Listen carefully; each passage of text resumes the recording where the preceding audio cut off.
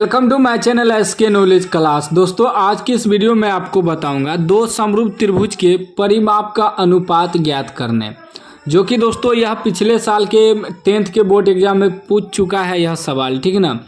तो अक्सर यह सब सवाल पूछा जाता है बोर्ड एग्जाम में। ध्यान से इस वीडियो को आपको देखना है अगर सीखना है सवाल तो। ठीक है ना।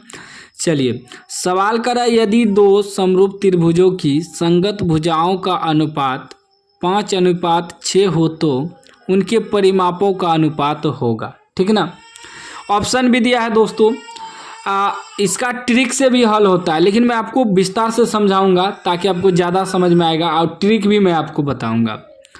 तो देखिए, कह रहा है कि आप परिमाप निकालने, भुजा दिया है तो संगत भुजाओं का अनुपात दिया। संगत भुजा जैसे कि दो समरूप त्रिभुज बना लिए ABC और DEF। ठीक ना। ये त्रिभुज है, समरूप त्रिभुज। समरूप त्रिभुज मतलब होता है दोनों का आकार सेम होना चाहिए। ठीक।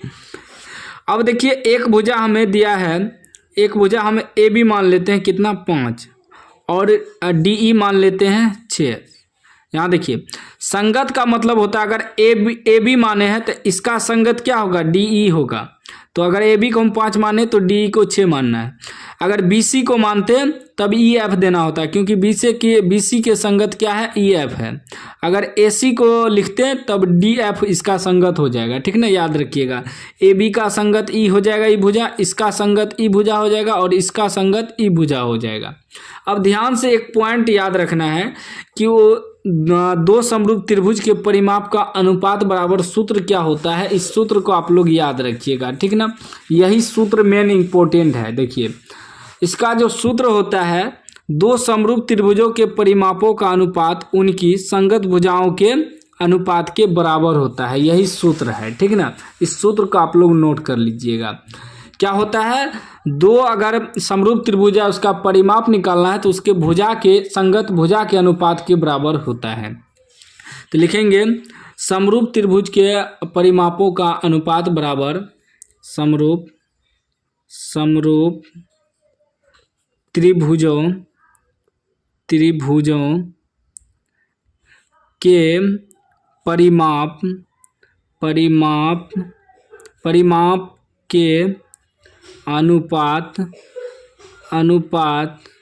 बराबर जो सूत्र होता है वह होता है उनके भुजा के संगत भुजा के अनुपात। तो ठीक ना, उनके संगत भुजा के अनुपात बराबर, ठीक ना, बराबर होता है। यह होता है सूत्र।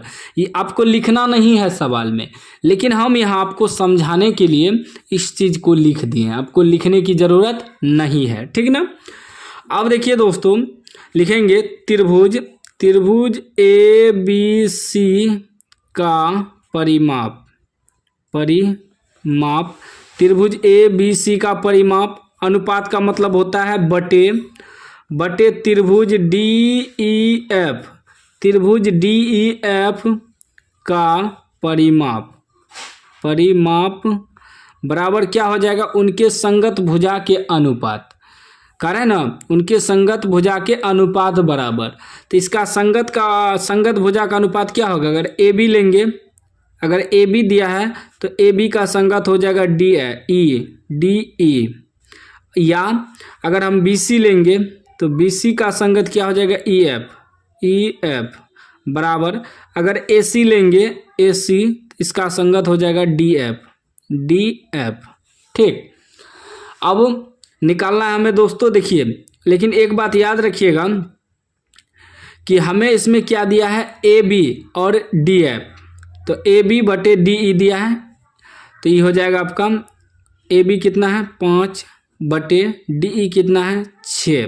तो त्रिभुज ABC का परिमाप बटे त्रिभुज DEF का परिमाप क्या निकला, 5/6, या लिख सकते हैं इसको 5:6।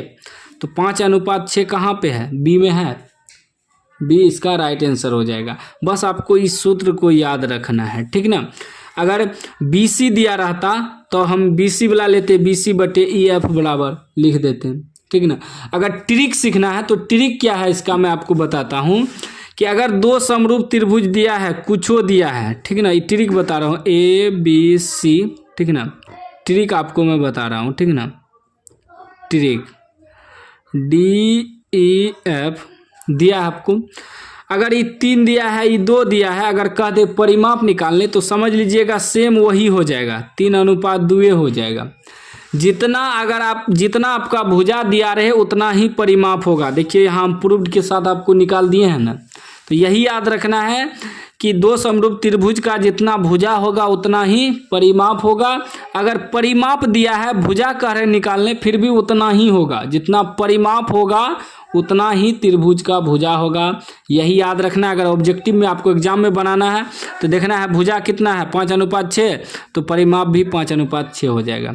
अगर परिमाप 5:6 दिया है, भुजा निकालना है तो भुजा भी सेम उतना ही होगा। जो भी आपको दिया रहे भुजा उस परिमाप के बराबर होता है, परिमाप भी उतना ही होगा, याद रखिएगा, ठीक है ना।